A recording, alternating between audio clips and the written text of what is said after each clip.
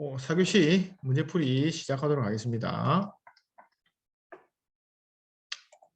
자, 4교시 1번 문제. 자, 소방감리가 수행해야 될 업무랑 소방감리 결과 보고서, 그다음에 완공검사 문제점이죠. 보시면 업무, 그다음에 첨부 서류, 그다음에 이게 문제점 나와 있죠. 이것도 한번 제가 서류를 한번 볼게요. 자, 이 소방시설 공사법입니다. 공사법에 보면 16조 감리는 소방법에 나와 있죠. 감리업자는 소방공사를 감리할 때 다음 갖고 업무를 해야 된다. 소방시설 등에 대한 설치 계획표 적법성, 그다음에 설계 도서의 적합성, 그다음에 소방시설 등 설계 변경 사항에 대한 적합성, 그다음에 소방용품의 적합성, 그다음에 공사업자가 한 소방시설 등의 시공이 설계 도서와 하단 기준에 맞는지를 지도 감독, 그다음에 완공된 소방시설의 성능 시험. 요게 지금 물어봤죠. 요거. 문제 보시면 완공검사 시 문제점에 대해서 봐라. 요거에 대한 물어본 거죠. 그다음에 피난 및 방화시설 적법성 검토, 실내장 식물 불련에 대한 방역물품에 대한 적법성 검토. 요걸 좀 써주시면 되고, 요거는 기출문제니까 써주시면 되고, 두 번째, 그다음에 뭐 감리 지정, 요것도 시험에 나오던 거고, 지정 신고입니다. 쭉 보시고, 네, 배치 신고. 보시면 감리자의 결과가 나옵니다. 자, 소방감리 결과의 통보. 감리업자는 소방공사 감리를 마쳤을 때 행안부령에 정하는 바에 따라 특정 소생물의 관계인, 도급인, 공사를 감리 건축자에게 서면으로 알리고 소방본부장이나 소방서장에게 결과를 제출해야 된다. 해서 서류가 여기 나와 있습니다. 자, 소방공사 감리 결과보고서의 동공사에 대한 서류는 소방청장이 정하여 고시하는 소방시설 성능시험 조사표, 그다음에 착공신고 후 변경된 소방시설 설계 도면, 그다음에 별지 13에서 해당하는 소방공사 감리 일지, 그다음에 4번 이게 바뀌었죠. 2021년 6월 10일 날 들어왔죠. 특정 소방 대상물의 사용 승인, 사용 승인 또는 잠깐만 어디 있노? 특정 대상물의 사용 승인, 건축법 22조에 따른 사용 승인으로서 주택법 49조에 따른 사용 검사 또는 학교 13조에 따른 사용 승인을 포함한다. 신청서 등 사용 승인 신청을 증명할 수 있는 서류 한부에서 이 네 가지가 바뀌었습니다. 그리고 소방 감리 업무가 해야 될 업무 중에 하나가 여기 있습니다. 소방공사 감리의 종류 및 방법에 보시면 맨 밑에 이런 나옵니다. 감리업자는 제연설비 등 소방시설의 공사감리를 위해 소방시설 성능시험, 확인, 측정, 조정을 포함한다의 관한 전문성을 갖춘 기관, 단체 또는 업체의 성능시험을 의뢰할 수 있다. 이 경우 해당 시설공사의 감리를 위해 별표사에 따른 배치된 감리원은 성능시험 현장에 참석하여 성능시험이 적정이 되는지를 확인해야 한다. 이게 이제 성능시험할 때 중요한 내용이 되겠죠. 이 부분도 기록해야 됩니다. 이 부분도 중요합니다. 감리 업무 중에 지금 물어본 문제가 완공검사에 대한 문제점이니까 이런 부분에 대한 문제점이 없나 이런 부분도 중요하죠. 그 다음에 요 이제 배치 기간 요거는 다음에 한번 보시고 이렇게 됩니다. 그래서 없나 해서 그다음에 최근에 이 문제가 완공검사에 대한 문제점이니까 이슈된 부분을 한번 찾아볼게요. 자, 이렇습니다. 자, 소방시설 성능 및 시공 등이 미흡함에도 소방시설 완공 전에 소방감리 결과보고서를 제출한 강요 사례를 방지하기 위한 소방시설 완공검사 제도 개선 및 시행 지침 부침과 같이 통보안이 철저하게 하기 바랍니다. 해서 이게 언제입니까? 2020년 8월 3일이에요. 요걸 조금 써주는 게 좋지 않을까 싶습니다. 미흡함에도 완공 전에 감리 결과서를 이제 강요받는 사례를 방지하기 위함이다. 그래서 요 지침을 써주는 게 좋겠네요. 자, 지침 내용을 볼게요. 여기 있네요. 자, 사용 승인을 맞추기 위해 소방시설 설계업체의 무리한 공사 여부, 그다음에 감리점 79조로 보러가 건축주로부터 감리 결과 보고서 제출 강요를 받는다. 자, 건축물 공유율 관계없이 소방시설만 설치하면 완공 신청한다. 감지기 선로만 연결 미부착 상태 완공 뭐 이런 것들이 많죠. 성능 장애. 그래서 어떻게 완공 검사 후 사용 승인까지 평균 34일, 최장 뭐 2년이라는 시간이 필요하다. 그래서 완공 후에 감리가 철수하고 사용 승인까지 실내 인테리어 공사 소방시설 훼손을 한다. 네, 개선 방안은 절차 개선, 건축물 등의 사용 승인 권한이 있는 행정기관에서 사용 승인 신청 접수를 증명한 서류 보완해서 아까 소방공사 감리계약 보고 제출할 때 그걸 제출해야 되죠. 뭡니까 여기에 대한 이제 그 사용 승인을 말한다. 그다음에 감리기간 연장, 감리자 배치 기간을 건축물 사용 승인까지 연장, 소방시설 훼손 방지 및 변경 행위 등의 관리 감독. 아까 여기 보시면 여기 있죠. 완공 검사 증명서 발급일까지인데 이게 이제 바뀌었단 말이죠. 맞죠? 이 부분이 문제가 된단 말이죠. 보시면 완공검사 된단 말이죠. 자, 그래서 연장한다. 언제? 사용 승인일까지 연장한다.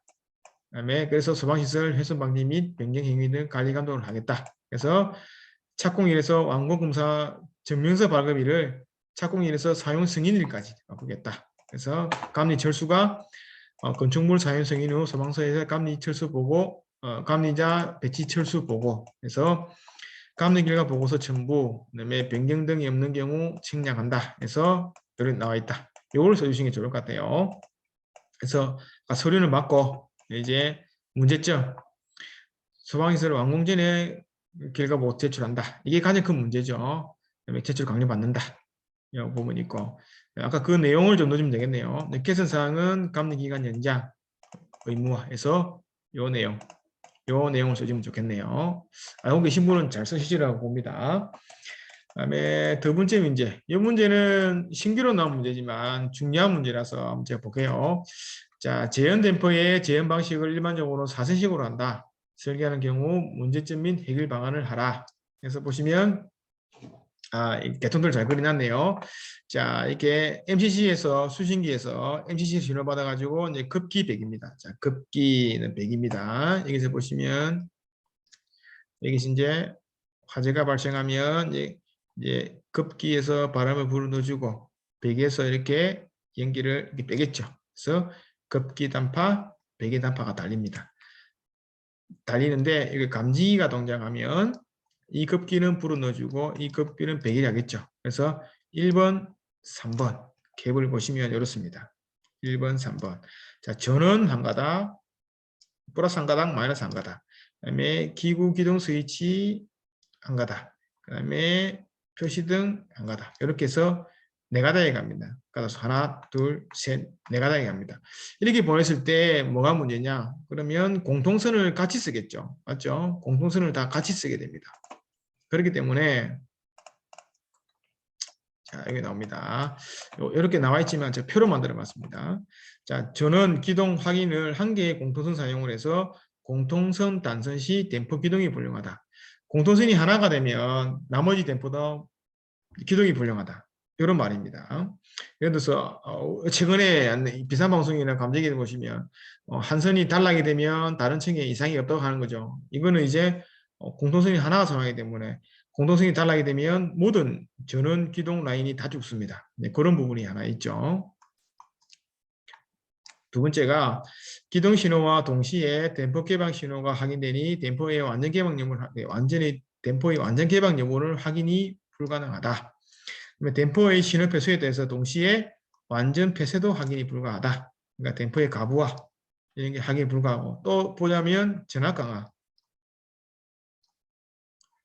공통선을 하나 쓰기 때문에 전압 강화가 많이 생길 수 있죠.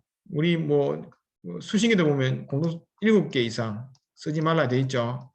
기계구역을 자탐해 보면 그런 면에서 보면 전압 강화도 많이 생긴다. 그래서 대책은 전원기동 확인을 공통선을 분리해 주라. 그러면 아까 보시면 네 가닥이었죠.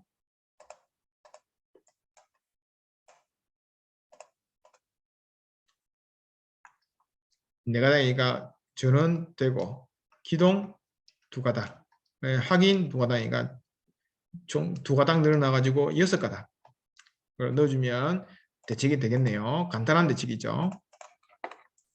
그게 이제 요 말이고, 그다음에 개방 궤도 시 리미트 스위치 작용을 해서 실제 개방 신호를 하게 된다. 완전히 열리면 리미트 스위치는 개방이 되면 리미트 서유지를 붙여가지고 신호를 보낸다.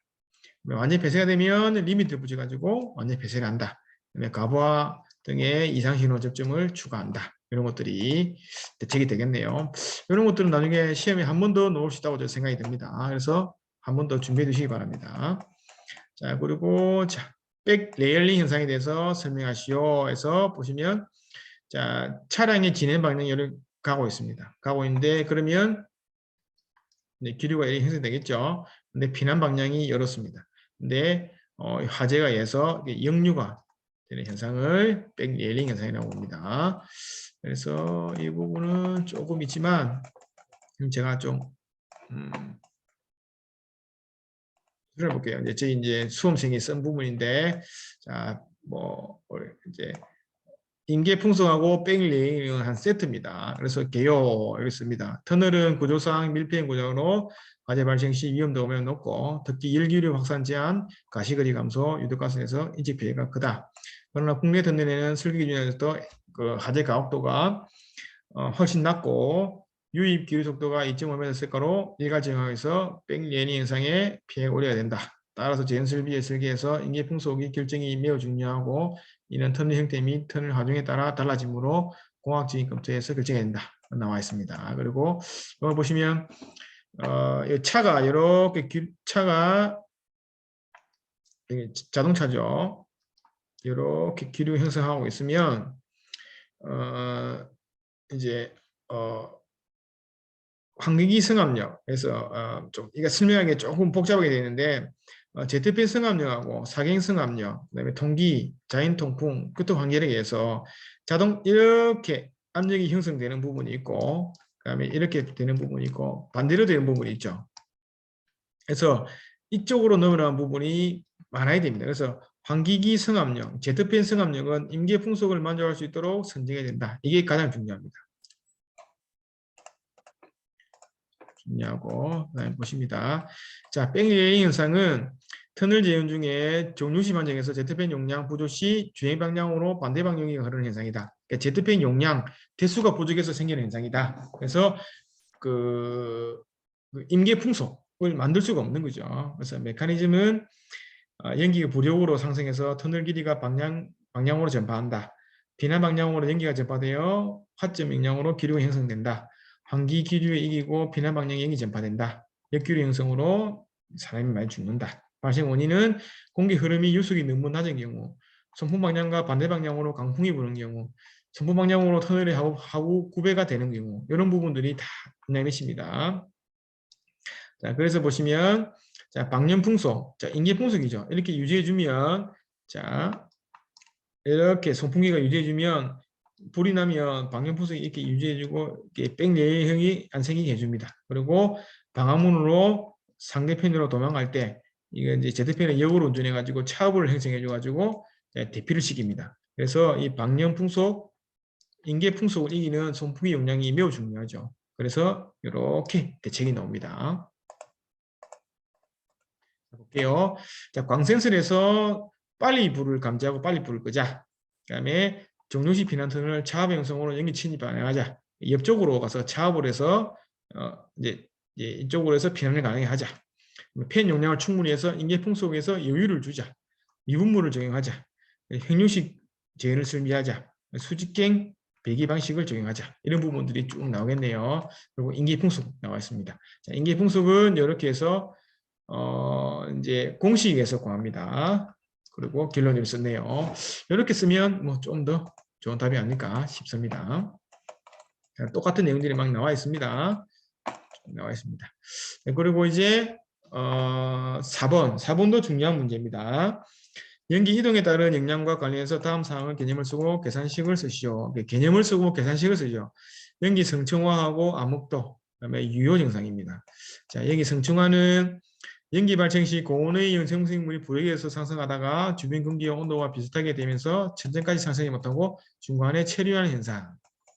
여기 나옵니다. 쭉 그려놨네요. 그 다음 이건 제가 자료를 한번 볼게요. 요거 씁니다. 자료가. 연기의 성층화 단층화입니다. 이게 42회째 나왔던 문제죠. 연기가 쭉 올라가다가 연기가 상승, 냉각대에서 이렇게 서는 걸 얘기합니다. 의미를 보시고 여기 나오십니다. 원인은 연기의 희석, 자연대류 혼입, 그다음에 에너지가 작은 화재, 혼소성 화재, 그다음에 하염이 없는 온도가 낮다.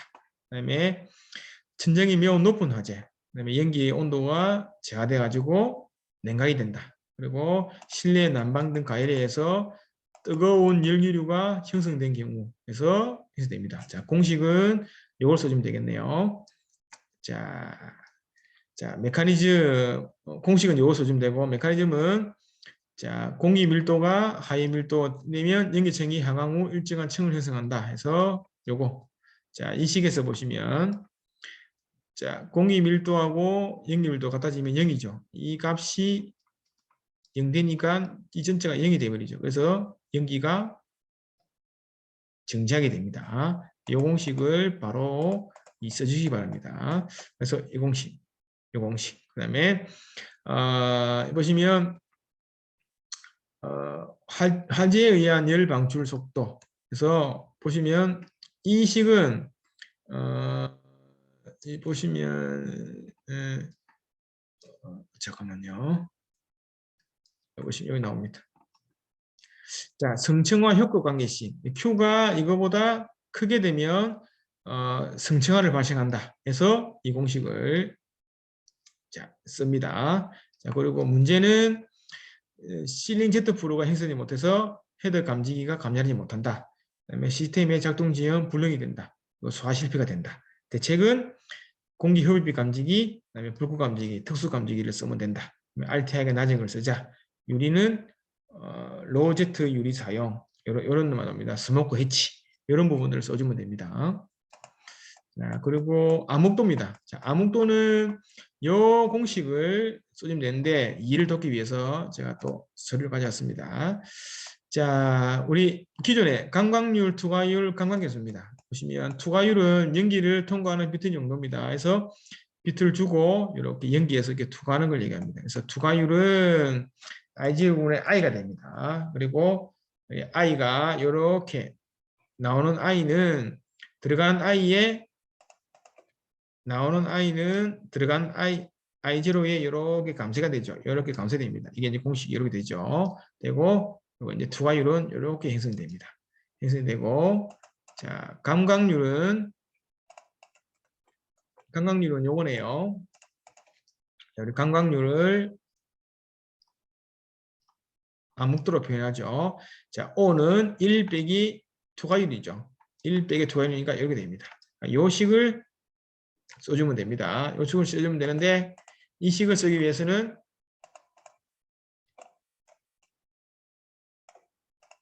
자, 이 식하고 이 식을 같이 써줘야 되죠.